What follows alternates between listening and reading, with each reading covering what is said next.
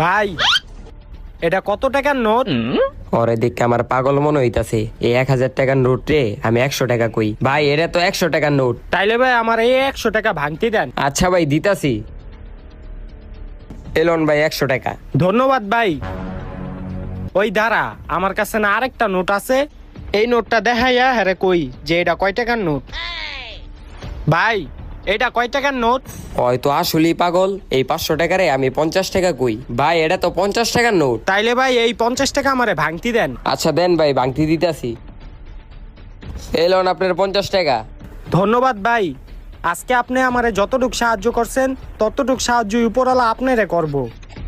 ওর তো আমি বলদ বানায় দিছি। আরে 150 টাকা দিয়ে আমি 1500 টাকা লয়ে লিছি। যাই ভাইয়ের কাছে যাই। ভাই জানো আজকে কি হইছে?